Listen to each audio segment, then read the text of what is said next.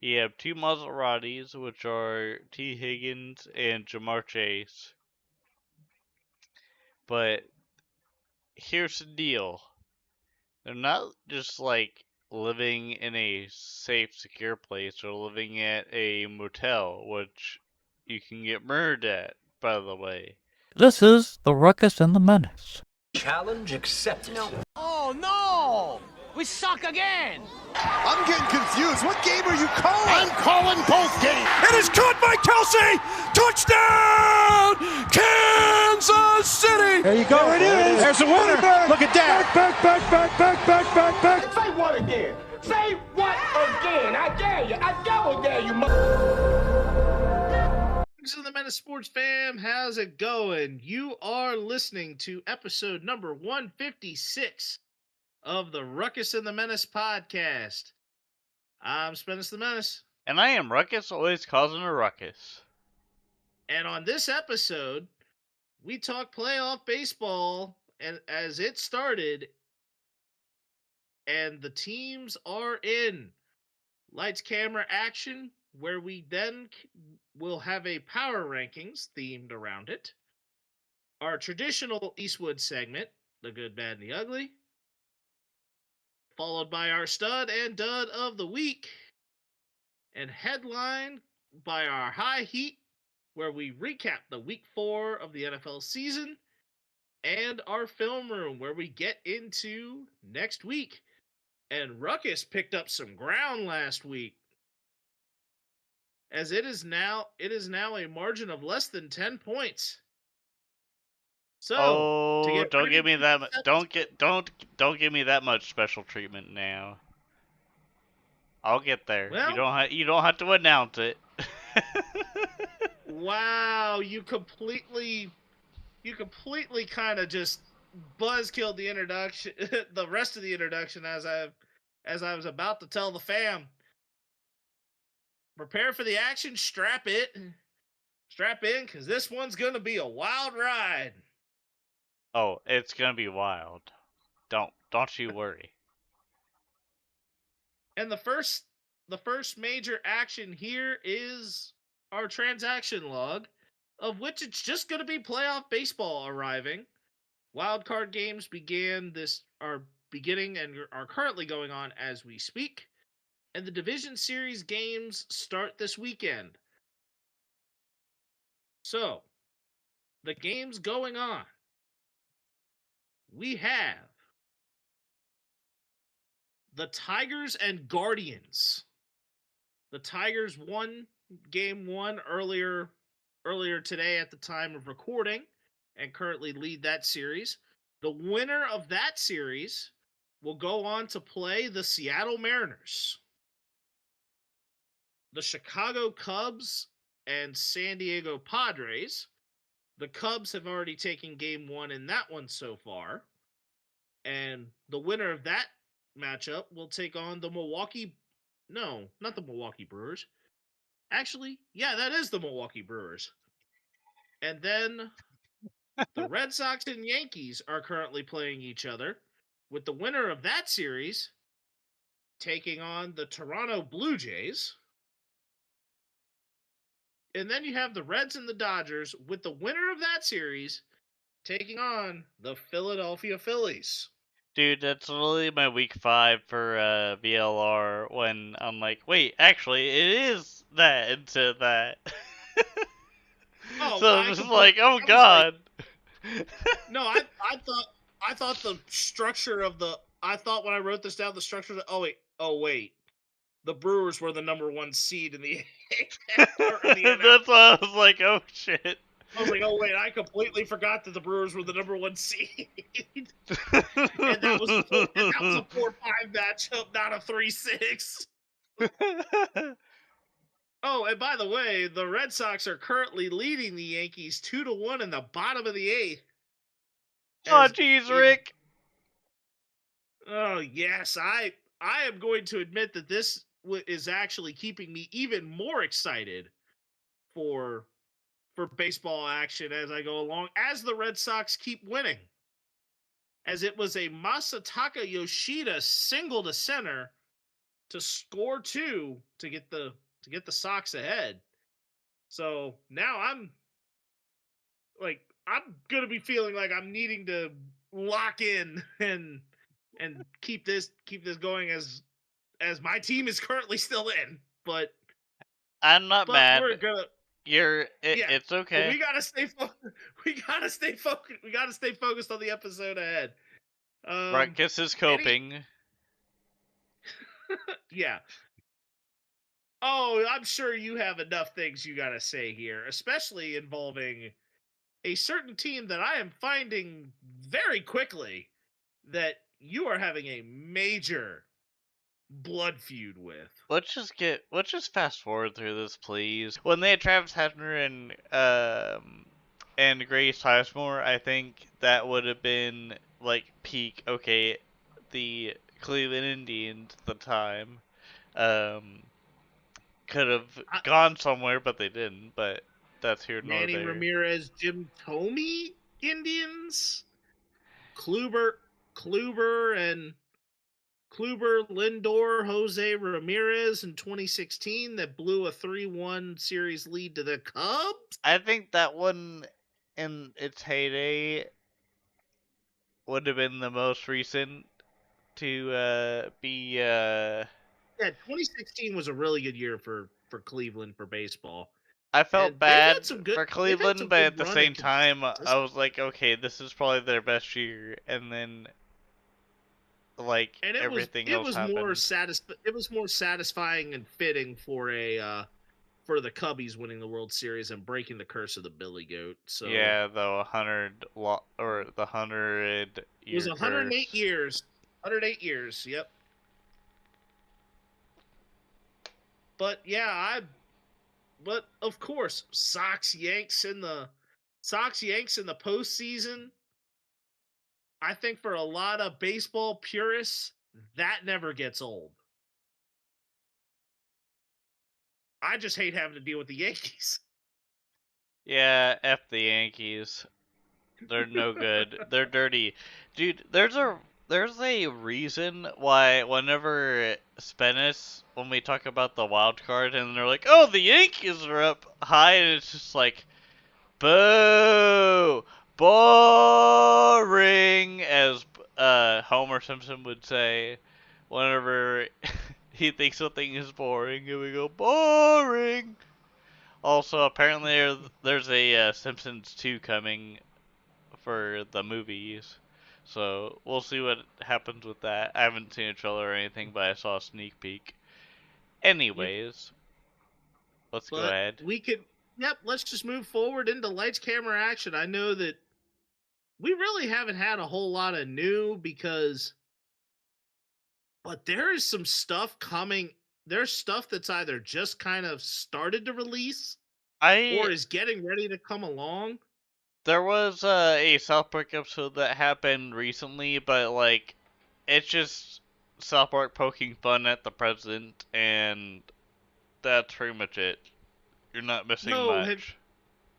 Have you seen that the Hulu released the first 2 episodes of Chad Powers today?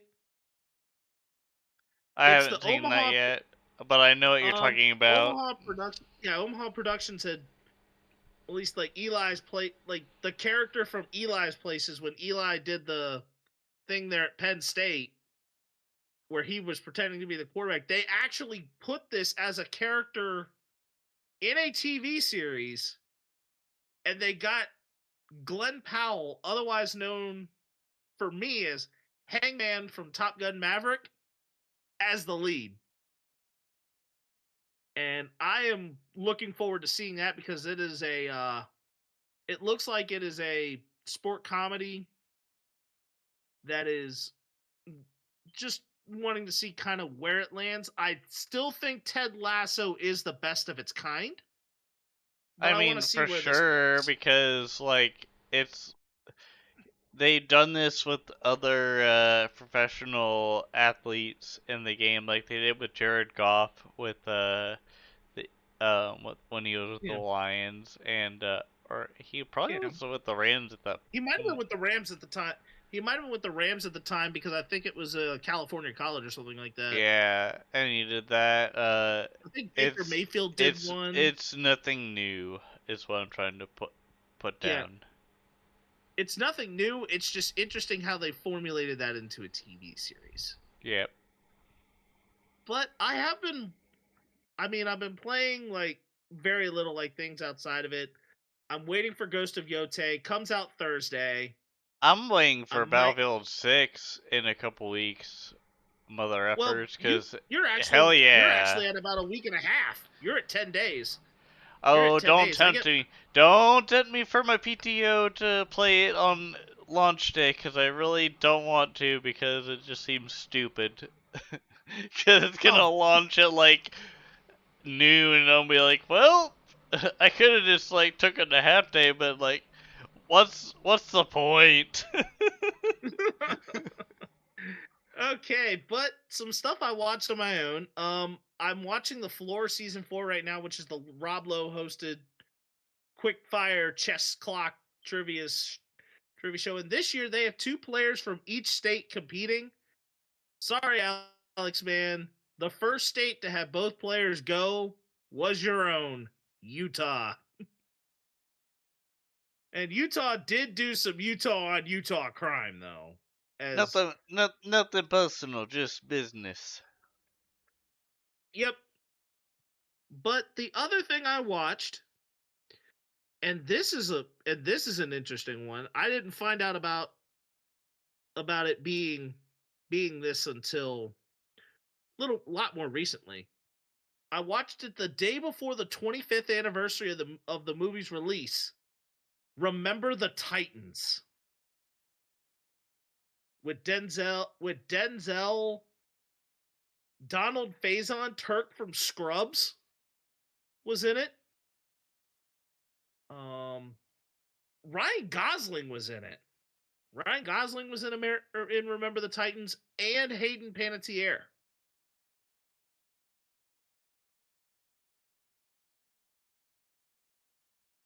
I wasn't too sure if you had known that all 4 of them were in it.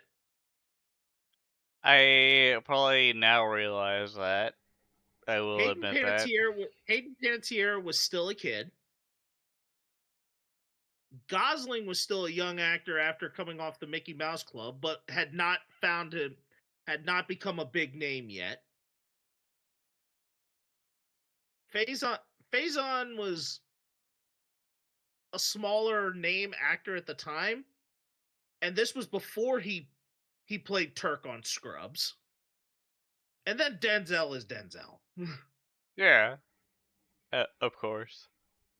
But we move to our power rankings segment, where our category is our top 5 favorite sports movies. Ruckus, where are you starting? Number 1, it started with Like Mike with Little Bow Wow and Murph. And when I saw this movie as a sports fan, I was like, dang, like, that's pretty cool that he has some, like, cursed shoes that at some point will either hurt his career or have him be the greatest that he was. And also there was a rip-off sequel to the movie, but long story short, Yeah. it's a cool little basketball movie where you're like, great, that guy did this, whatever.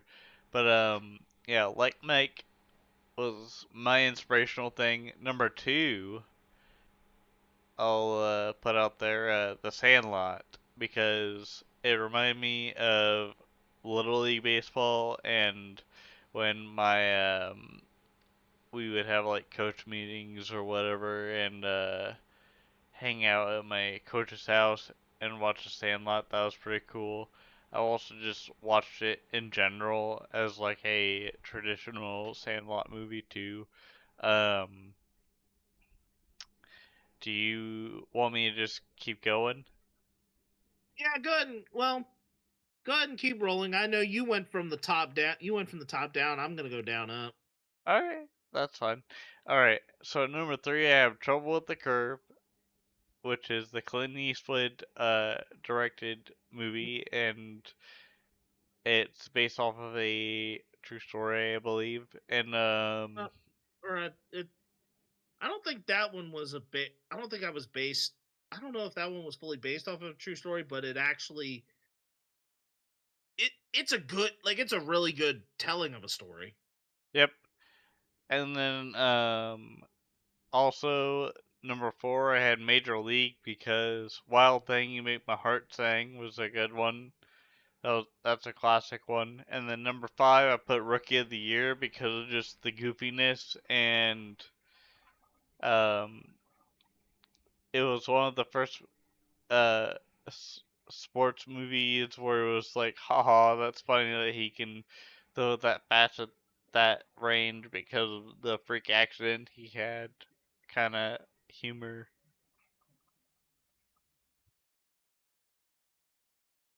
All right, so for me, number 5, I also went with Trouble with the Curve. It is a Eastwood. It is the Eastwood movie. It also featured Amy Adams and Justin Timberlake, and Matthew Lillard, Shaggy from the live action Scooby Doo, was in it as well, and John Goodman. John Goodman had a really good role in it. It also gave a sense of, okay, Clint Eastwood's character Gus, though he was getting older in years, it showed that he also understood even the players that he was scouting and talking to. Seriously.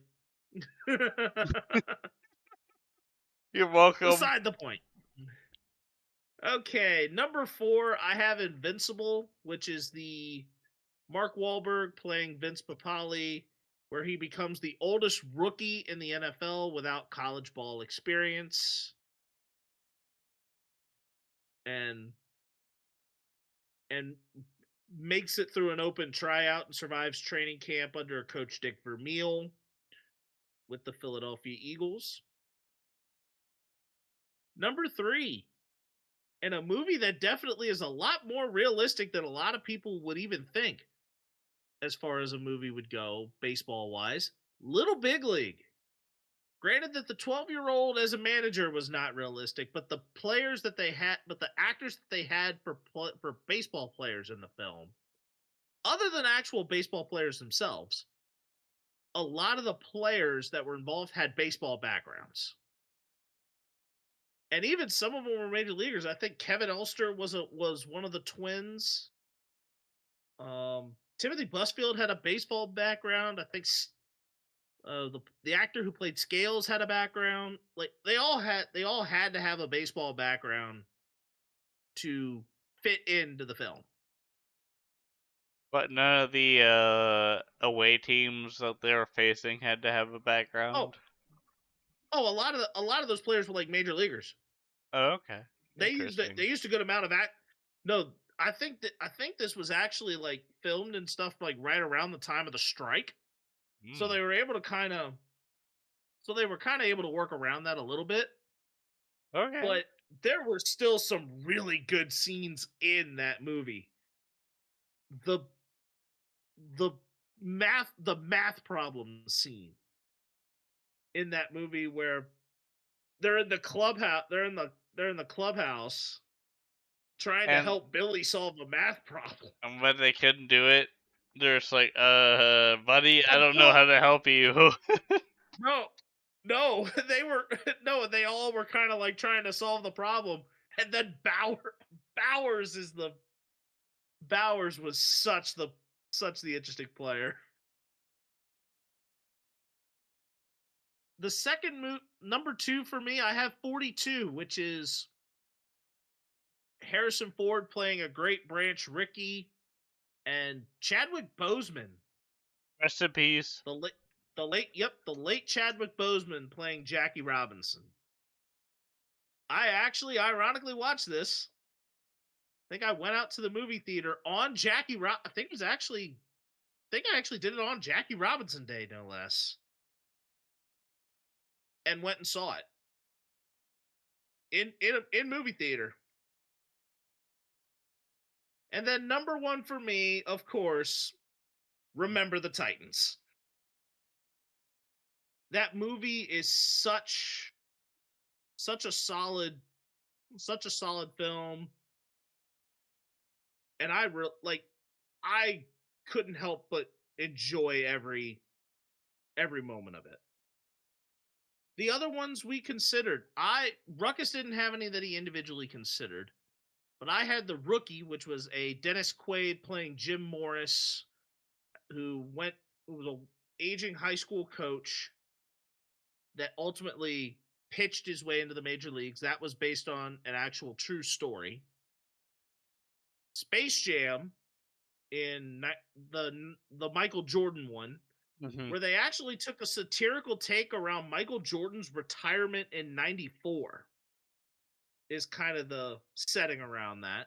Oh, And interesting. then, yeah, you didn't realize that because that was right around the time when Michael Jordan had. Yeah, the movie ironically was set in that it was released in '96, but it's the satirical take with the Looney Tunes involved in his 1994 his first retirement.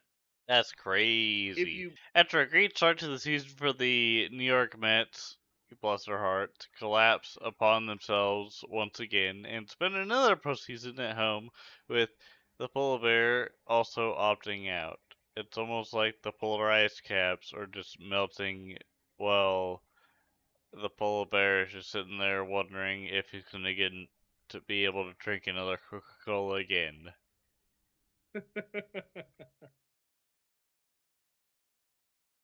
yeah, because It's better. Pete It's Alonso now goes to free agency. also it's better to drink a Coke because if you don't have Dr. Pepper, then it's better to drink Coke because it tastes mildly the same without the spiciness. Yeah. All right, and the downright ugly this week. Jackson Dart, who we also affectionately call Dart Simpson, I'm D'Artagnan. Who the hell are you? loses top wide receiver Malik Neighbors to a torn ACL. But the interesting thing is that there's a coincidental parallel to a similar injury that happened to Odell Beckham Jr. as MetLife's turf monster acquires another casualty. But the interesting parallel here, Malik Neighbors and Odell Beckham Jr., the alma mater that they attended, LSU. They were receivers drafted in the first round to the New York Giants. The team they were playing when the injury occurred was the San Diego Chargers, the Chargers. Granted, in Odell's case, I believe they were still in San Diego. Meanwhile, the Chargers are in Los Angeles now. The quarterback in Odell's case was Eli Manning, and in Neighbor's case, Jackson Dart, the quarterback was an alum of Ole Miss. Both of those went to Ole Miss. And then here was the other funny irony. LSU, the night before the game, the day before the game, played Ole Miss as far as the Jackson Dart Malik Neighbors one. That may not have been the same for Odell Beckham Jr., but that's just an odd parallel in this situation. Definitely. A lot of weirdness and strange but trues. But it does make some weird sense. Yeah. Ruckus, it's time to move to our stud and dud of the week. Who you got?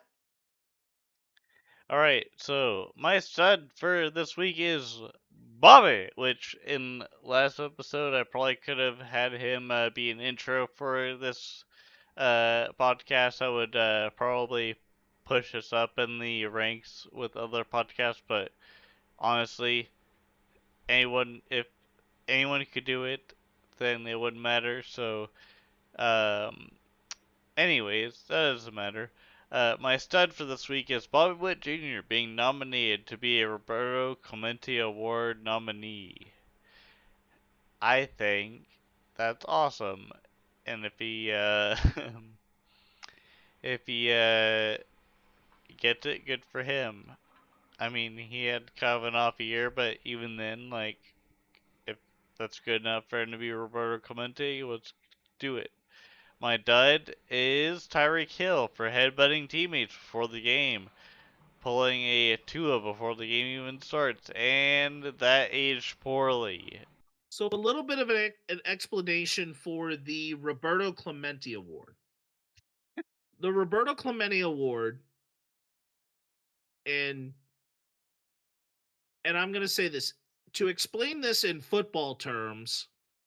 This is the equivalent of the Walter Payton Man of the Year.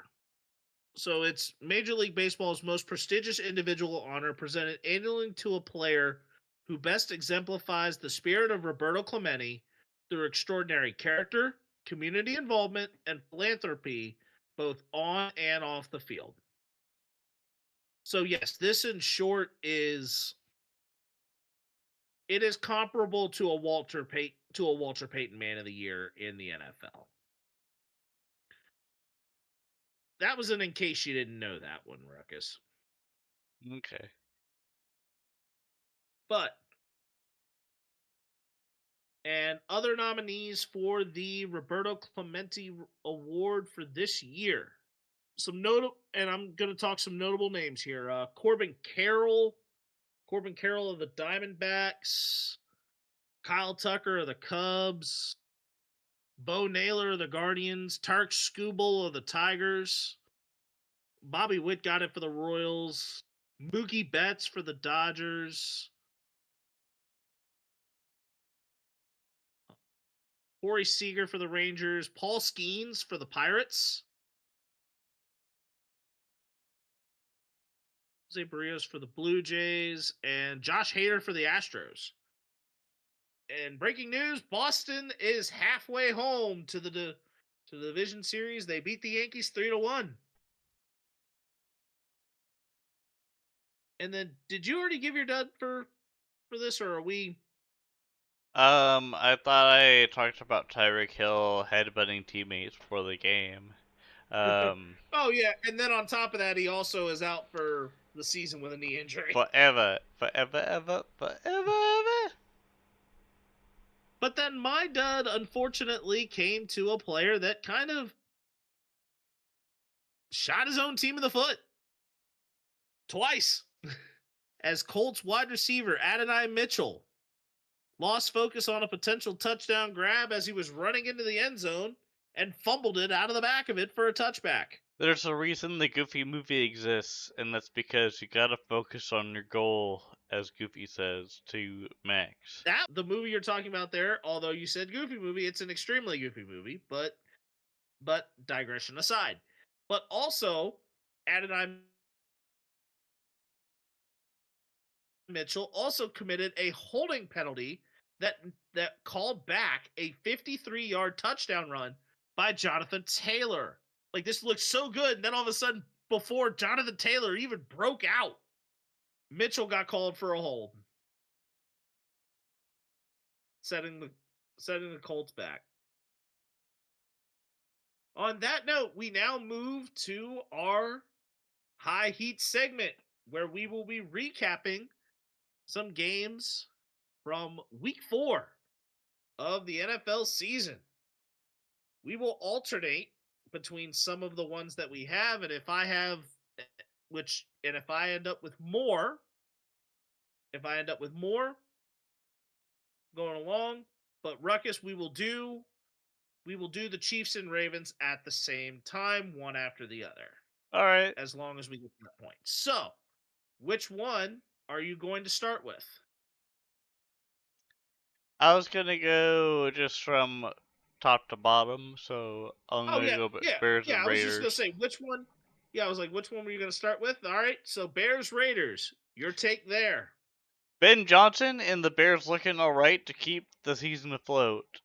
I say this because the Raiders defense looked good, but their offense is not to be desired because they gave up a few picks with Gino and company. So what if they clean that up? Maybe they beat the Bears, but who knows? Vikings Steelers in Dublin.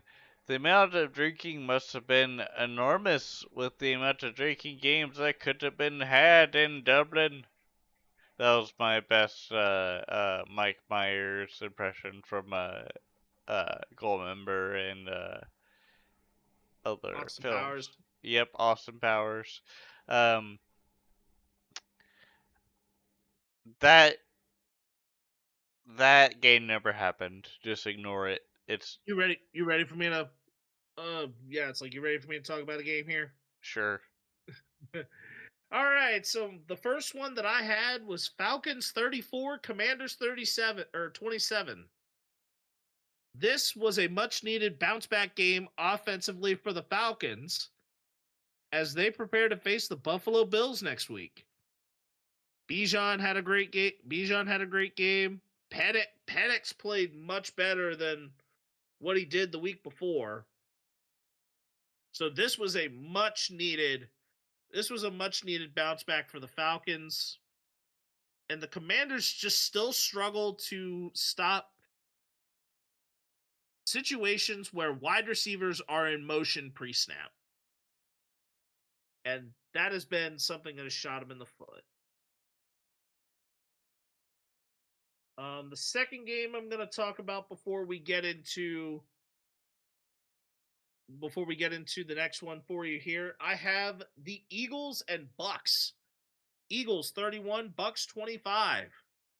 This matchup has the potential for a run back with higher stakes on the line in January, as these two teams are tough, gritty, and have no quit in them.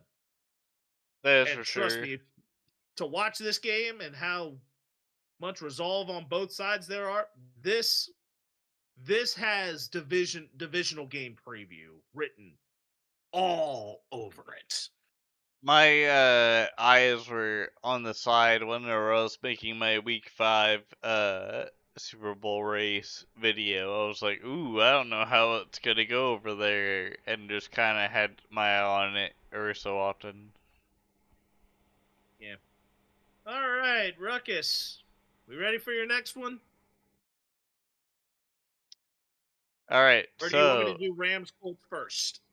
do you want me to do Ravens Chiefs, or do you want me to do the ones around that?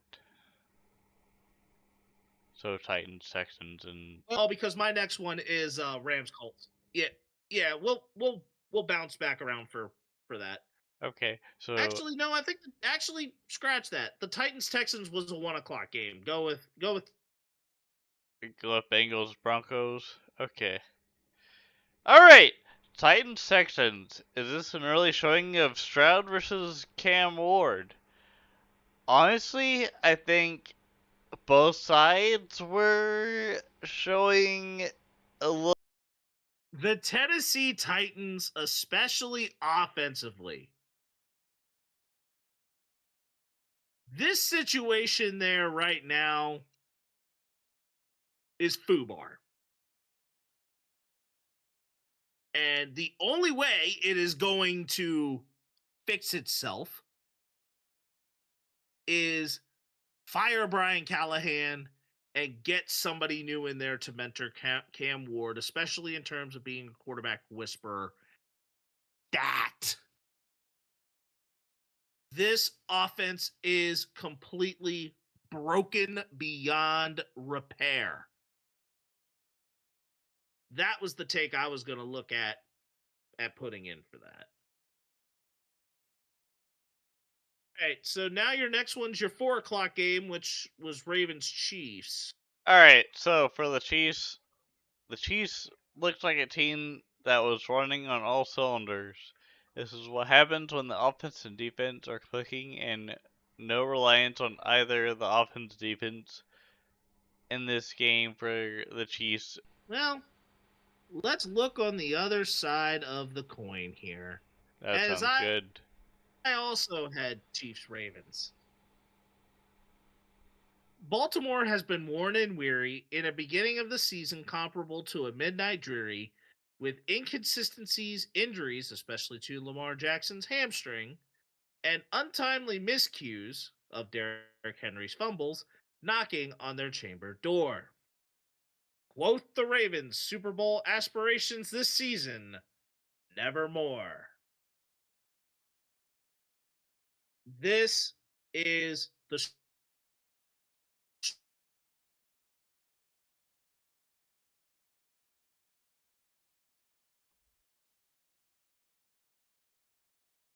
Strums. An injury to Lamar Jackson sets them back pretty significantly and could set them back long enough, but they've had a bunch of things that just haven't necessarily been working quite right. Yep. The parts can work well, but something's just not quite humming together as a team. Couple of screws maybe loose, or a couple of pieces that just aren't quite as highly functional. A couple of parts that aren't as highly functional in the well-oiled machine that the Ravens usually are. Yep. But I think that this could be the limit, because as we've learned over recent years, injuries to the hammies are no joke. But then I have a second 4:00 game. The Rams defeated the Colts 27-20. And I look at this and I say the Indianapolis Colts and Indiana Daniel Jones may not have come out of this game winners. But in surprising fashion, they still showed that they passed a litmus test of playing well against the Rams and hanging tough in a tight game that even came down to the wire, and previously mentioned mental miscues from Adonai Mitchell. But I'm going to say this, that game-winning touchdown pass from Matthew Stafford to Tutu Atwell, I don't know if you watched that one, but that throw from Stafford to make that big play was a dot. That was a straight-up dot. Good for him. Oh, yeah, Stafford is already, he's padding on to a Hall of Fame resume. We know this. But this was more about the impressiveness of the Colts playing against a pretty good quality opponent. My last game I have here before we get to the Monday Nighters is that I have the tie between the Packers and the Cowboys at 40. Now, if you were to explain regular transitionary episodes of Dragon Ball Z to NFL fans, this football game would clearly be it. You have two particular sides beating up on each other for the set amount of time of the episode, and the finish of it is so anticlimactic that while both sides are weary, but as far as the plot and the end result of something of one side having a major feeling over the other, involving the Jerry Jones Micah Parsons trade, there was absolutely no advancement of the plot whatsoever. This was an entire football game in this narrative about absolutely nothing. At worst, it could have even felt like a Seinfeld episode where it was a show about nothing. Nothing moved. It was still good entertainment and high-scoring game with a bunch of fireworks involved. But at the same time, the narratives in the story just went nowhere. And now we can talk about the Monday Nighters.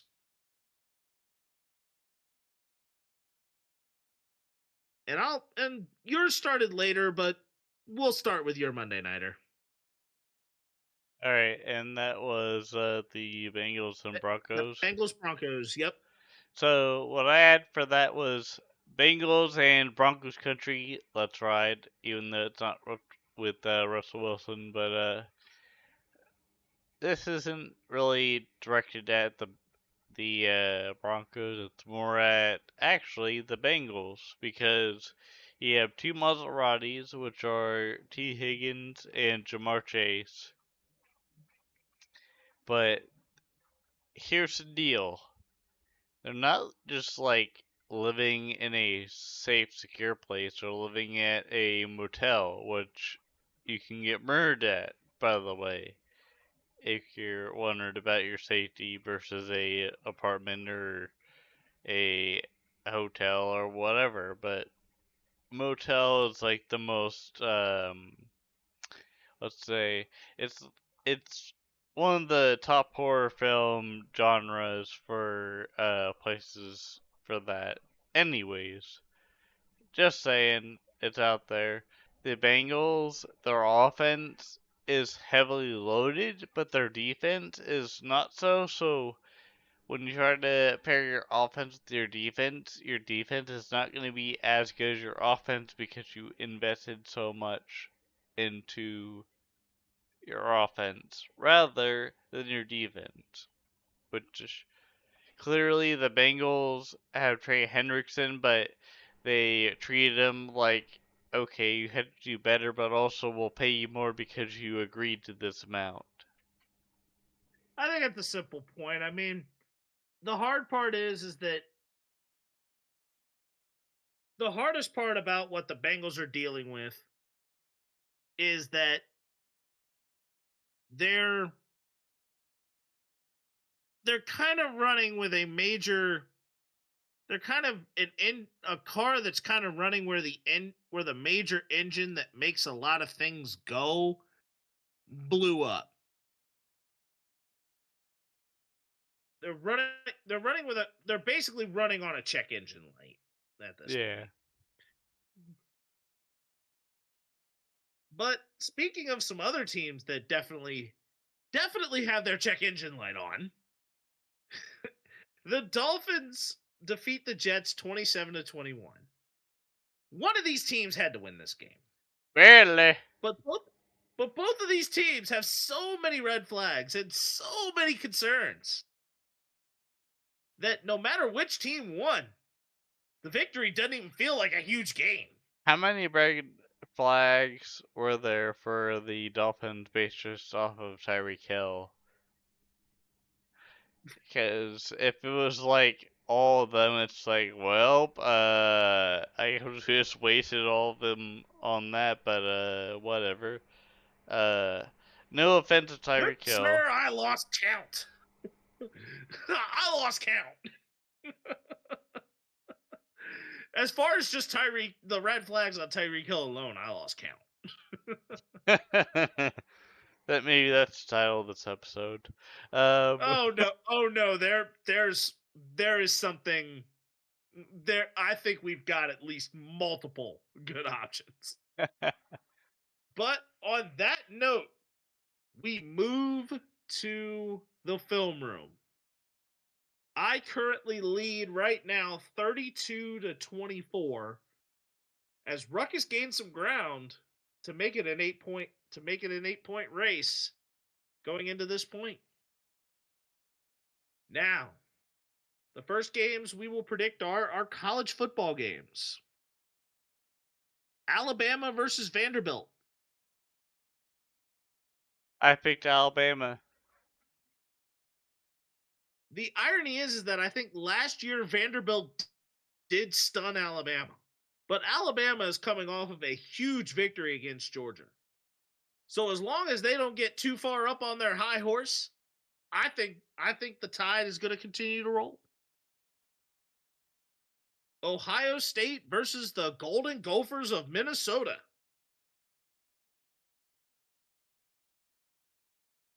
I picked Ruckus, who do you Ohio. got? I picked Ohio State or the Ohio State University. I'm sorry. And I think this is going to be an appropriate way for me to follow this up. follow this up, and I'm pretty sure you're going to be with me on here. OH. Ohio? I don't know. Ohio. I'm going Ohio State. All right, That we'll was just why. leave it at That was that. why I did OH. We'll leave it at OH. that. We'll leave it at Yep. that. All right. Miami versus Florida State. I picked Miami because Michael Irvin, I believe. I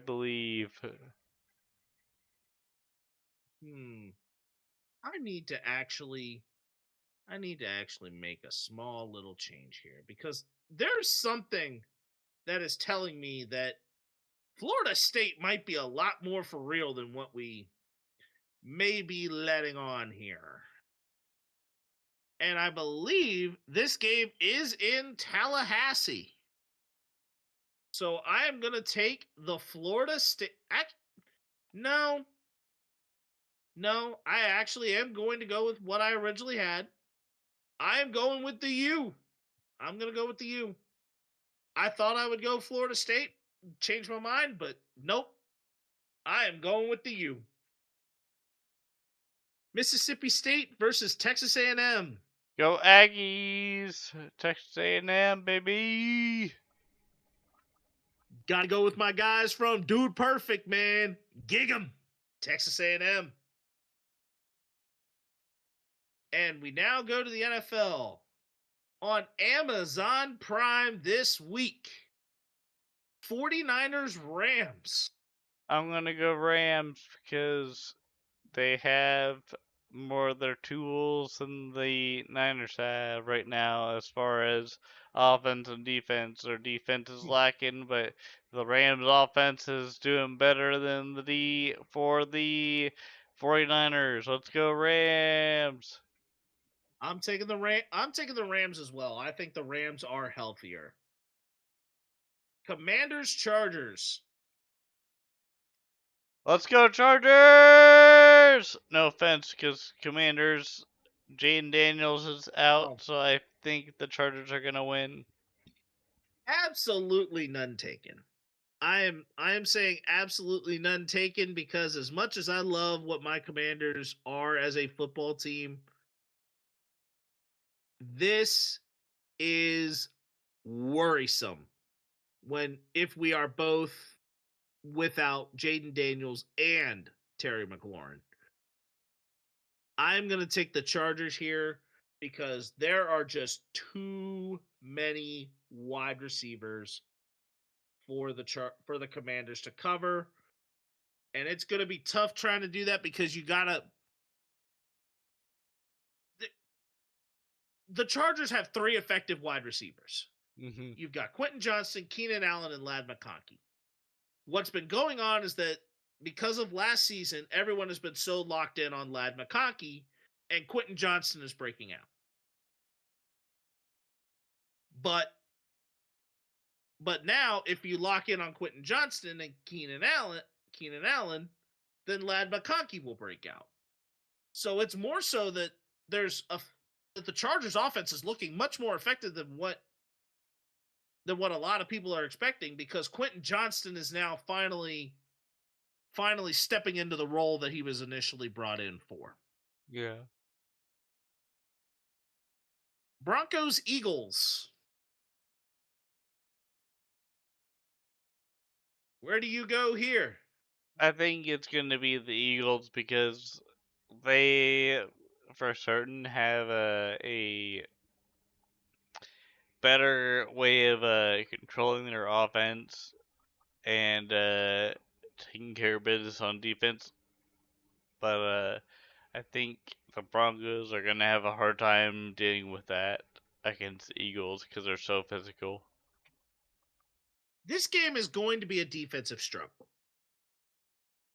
But I think that the Eagles defense is going to put the Broncos in more of a struggle bus than the Broncos defense will the Eagles. I'm taking the Eagles here. Bucks Seahawks. Baker Mayfield versus Sam Darnold. I would honestly be surprised if either or team had favor in it. I feel like that's a wild card because Baker Mayfield had some struggles here and there, but Sam Darnold had even more struggles than Baker, I would believe, right? Because it was Baker being drafted Baker to started out in Cleveland. Had right, some success there, and had some success there. But then Cleveland gave up on him too soon. Sam Darnold never really had success in New York. He and he eventually found his quarterback whisperer last year with with Kirk. Kevin O'Connell. Kirk O'Change wasn't there in Minnesota when Darnold was. Never mind. Go ahead. Kirk O'Change had already gone off to Atlanta.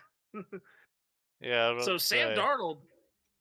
Sam Darnold took over as the starting quarterback in Minnesota because of an injured JJ McCarthy. And under Kevin O'Connell's tutelage, got the Vikings a long way. Sam Darnold has now taken the training wheels have come off, and he's now in Seattle and has been playing well. Baker Mayfield, his last two offensive coordinators became head coaches.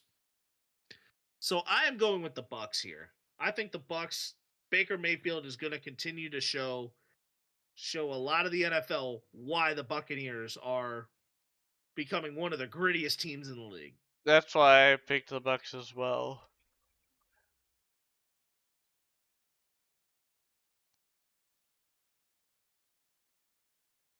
This is a little bit of a. The Patriots are playing well, but I think the Bills just are different. This is built different. Me too. And then last but not least, Monday Night Football. The Chiefs travel to Duval County and take on the Jacksonville Jaguars. I think the Chiefs have the potential. We'll just